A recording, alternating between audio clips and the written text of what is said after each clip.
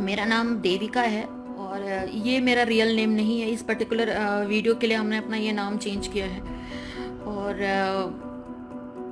मेरे साथ जो हुआ, मैं उसकी मदद की गुहार लगा रही हूँ 100 करोड़ लोगों से। तो वो ये है कि मैं भी मॉडर्न सोच रखती थी और पीएचडी की हुई हूँ, तो ऐसा लगता था कि मुसलमान इतने गलत नहीं जितना इनको कहा जा रहा है। और इसी सोच ने और इनके उस प्रोजेक्ट ने मुझे बर्बाद किया। अरशद आमीन नाम का एक लड़का है जो श्रीनगर का रहने वाला है। इसके पिता का नाम मोहम्मद आमीन डार है और इसके भाई का नाम आसिफ आमीन, आरिफ आमीन और भाभी नुसरत जहां और अदीना कसन है। तो इसने मुझे अपने प्यार के जाल में उसी तरीके से फंसाया जैसे बाकी लड़कियों के साथ होता है। और मैं भी कहीं ना कहीं, मेरे पेरेंट नहीं थे, मैं अनाथ आश्रम से मेरी कुछ परवरिश हुई थी। कुछ लोगों ने, कभी फला अंकल ने पाला, कभी फला अंकल ने पढ़ाई की फ़ीस दी। इस तरह से कर कर के मेरी पढ़ाई पूरी हुई थी। और बस इसी चीज़ की वजह से मैं थोड़ा बहुत कमाने लगी थी, अपनी ज़िंदगी अच्छे से काटने लगी थी और एक मल्टीनेशनल कंपनी में एचआर डायरेक्टर भी थी। और ठीक है, चीज़ें चलती चली गई, प्यार का नाटक ये सब होता गया। हमें भी उसने प्यार के जाल में फंसाया। ये हिंदू नाम से मुझे मिला था और ये हिंदू नाम से ही मेरे साथ इसने नाइट स्टे किया था होटल ज्योति में, इलाहाबाद में। ये मुझे उसी दिन पता चला था कि ये मुस्लिम है, क्योंकि उसकी कुछ गतिविधियां मैंने देखी थी जो मुस्लिमों में होती हैं। तो हमारे बीच थोड़ा बहस हुआ। तो फिर हो गया, वो बातें भी आई गई हो गई कि चलो रहने दो ये वो। और इस्लाम का कहीं ना कहीं मीनिंग ये हो जाता है कि इस्लाम सबके लिए पीस चाहता है, जैसा ही इसने मुझे बताया। तो इसकी इन्हीं सारी हरकतों से मैं फंसती चली गई।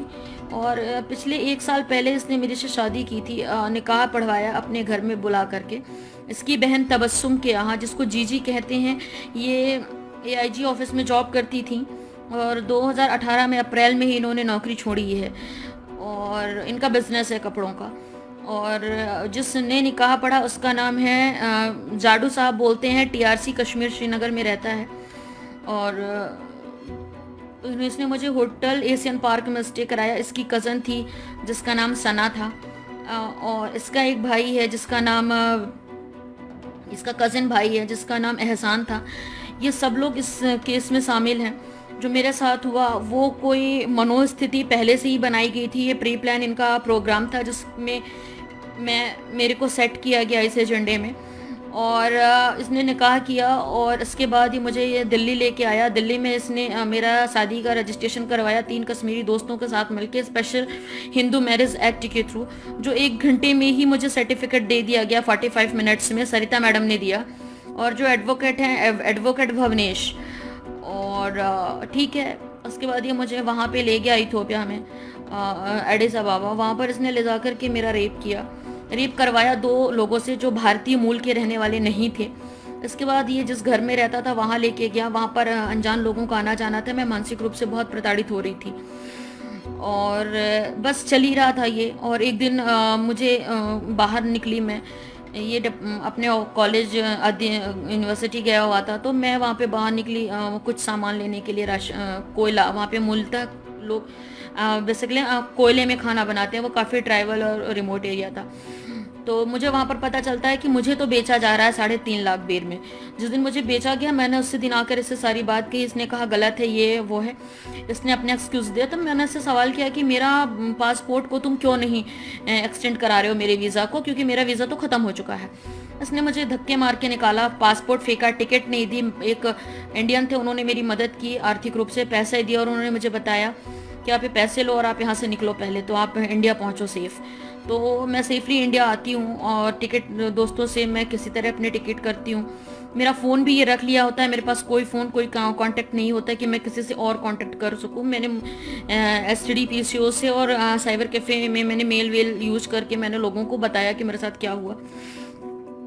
ये सब चीज़ें चली और उसके बाद इसने, ये इंडिया नेक्स्ट डे ये खुद इंडिया आ जाता है और इसे पता था कि ये मुझे बेच रहा है। और मैं अनपढ़ लड़की नहीं थी, पढ़ी लिखी थी। ये समझ रहा था कि मैं एक्सपोज हो चुका हूँ, मैं फंसूंगा।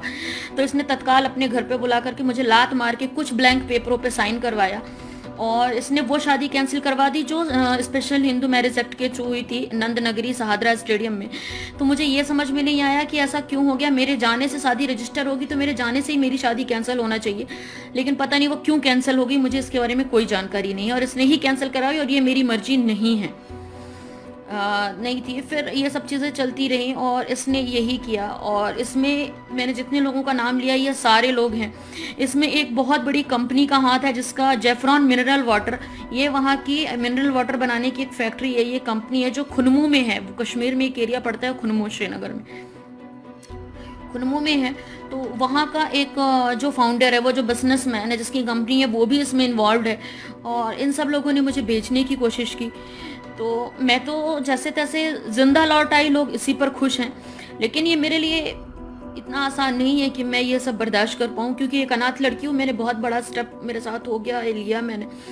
तो मैं बाकी की हिंदू बहनों से अपील करती हूँ कि प्लीज़ इनके चक्करों में मत पड़ो, क्योंकि मेरा जो हुआ, मेरे साथ जो हुआ, मुझे नहीं लगता कि ये सेफ लोग हैं। मत करो इनसे, प्यार मोहब्बत ही कभी नहीं कर सकते। इन्होंने अब मैंने रिसर्च करना शुरू किया तो मुझे पता चल गया है कि मैं उनका नाम नहीं लूँगी, कि बहुत बड़े कहना चाहिए पत्रकार भी रहे हैं और इन्होंने बहुत सारी चीज़ें कही है। मैं इनकी बात सुनती हूँ तो समझ में आता है कि इन्होंने जिहाद, अब इन्होंने हम हिंदुओं को मारने के लिए, हमारी बहन बेटियों की इज्जत को लूटने के लिए अभी तलवार का सहारा नहीं लेंगे। अब ये हमारा सहारा ले रहे हैं, हमारी कोख का सहारा ले रहे हैं, हमसे बच्चे पैदा करवा के हमें मार रहे हैं। तो अब मैं यही चाहती हूँ मेरी हिंदू बहनों से कि प्लीज़ इनसे दूर रहो।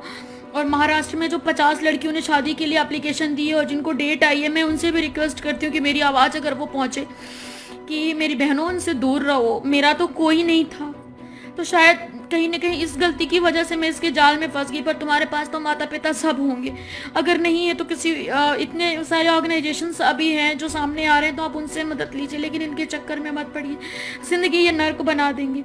और मैं सरकार से कहती हूँ कि मुझे न्याय दिलाया जाए, इसके खिलाफ FIR और ये जल्द से जल्द अरेस्ट होना चाहिए, क्योंकि मेरे साथ जो हुआ ना जानिए कितनी और लड़कियों के साथ किया है। शायद एक लड़की और है जो डर की वजह से बाहर नहीं आ रही है, वो भी इसी लड़के का शिकार हुई है, अरशद आमीन के। ये अपने प्रोफेशन से ये प्रोफेसर है।